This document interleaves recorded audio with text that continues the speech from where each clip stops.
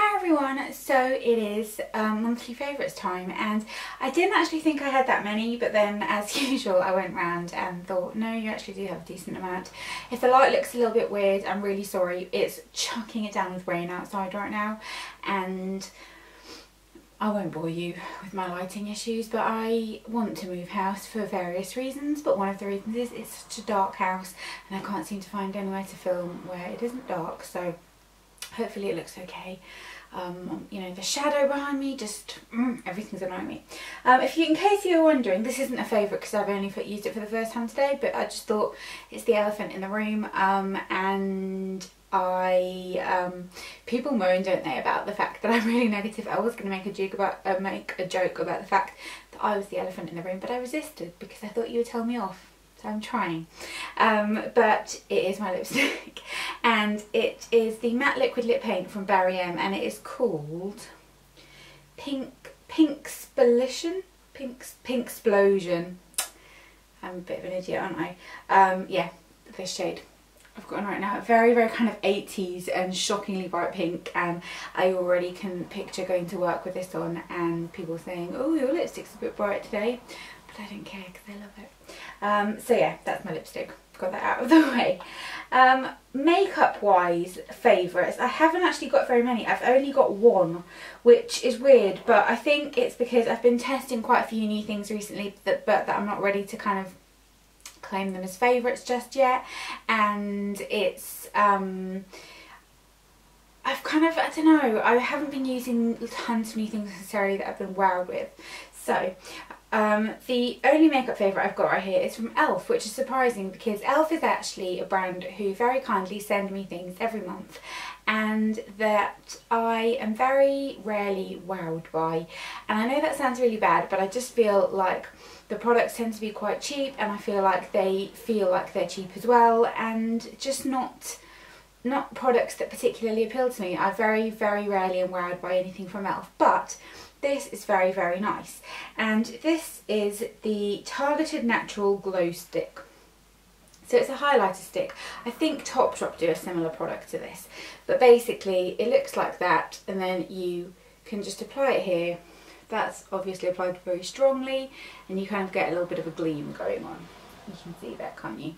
So what I do with this is I like a very subtle highlight. I know I mentioned I really like the Benefit What's Up highlighter. This is even more subtle than that. It won't be for you if you like a very kind of bam in your face highlighter, but that's not my cup of tea anyway, because I feel like it just makes me look a bit greasy and sweaty. Very subtle. It's what I've got on my cheekbones right now. And it's a nice kind of goldeny tone, but without being too orange. It's just a nice kind of gold colour, very light, gives a nice little bit of a sheen, blends nicely, not too glittery, very easy to work with. It does again feel cheap. The packaging feels cheap. You can hear it kind of rattling in there. I don't really like how it looks, but the product inside is nice, so I have been enjoying that.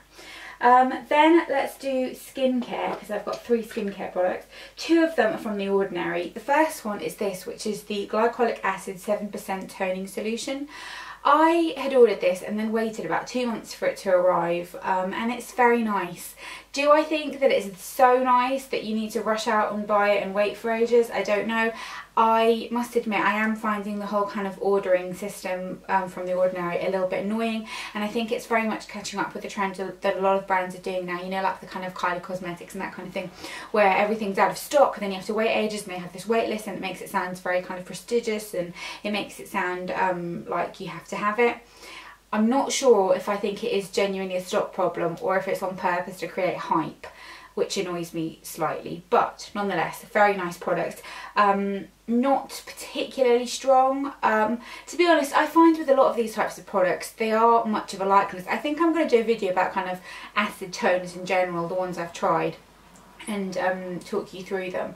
But basically they're an exfoliating toner. I've got very hardy skin, and it takes a lot for me to see a difference on my skin, so it's not that I've seen this like miraculous difference, but I do feel like my skin looks a little bit clearer, a little bit nicer when I've been using this, and I like the packaging, and it's very reasonably priced.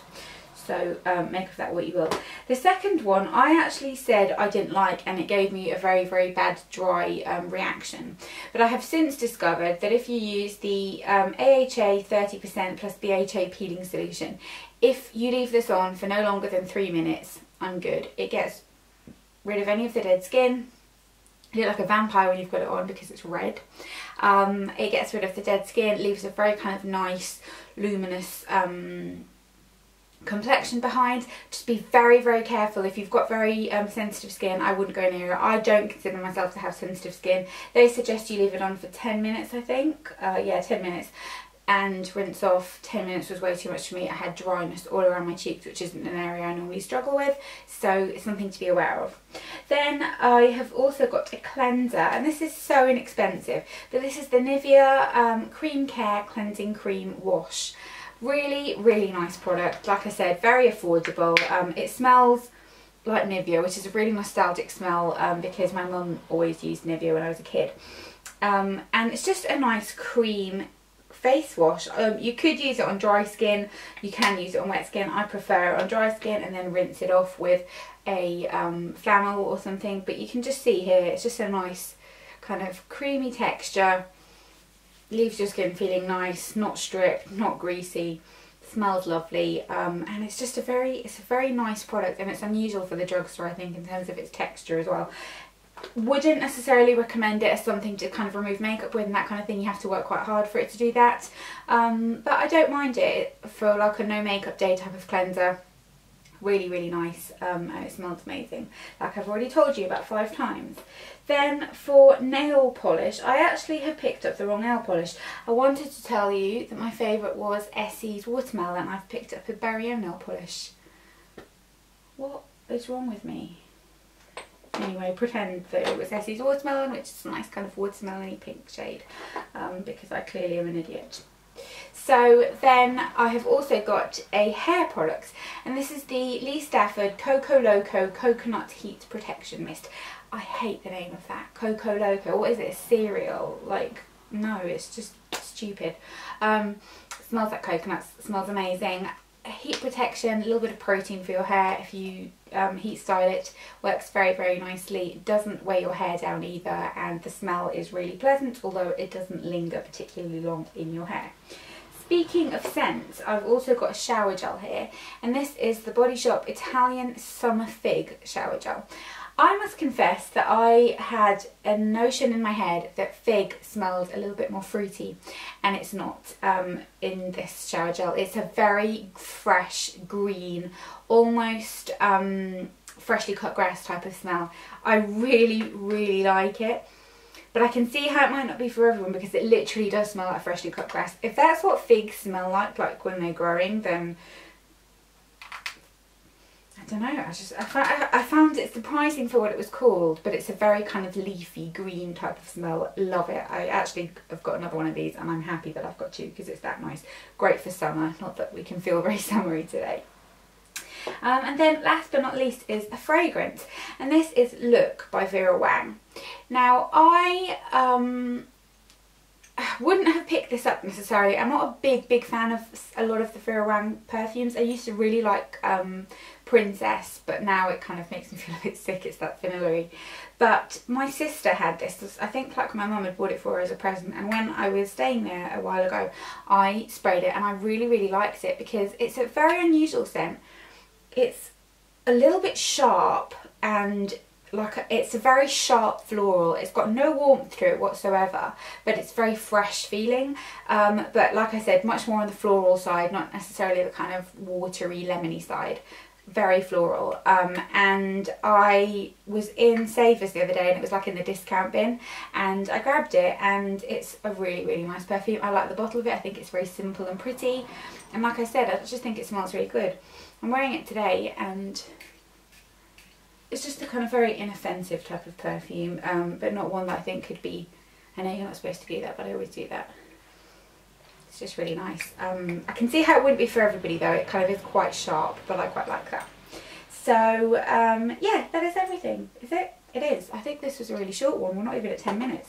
In terms of random favourites, movies I have watched this month that I thought were really good. I thought I was going to do this because I do watch movies quite a lot, so I thought I could share them with you, ones that I liked. Last month I mentioned a couple, didn't I? So this month we watched Alien Covenant.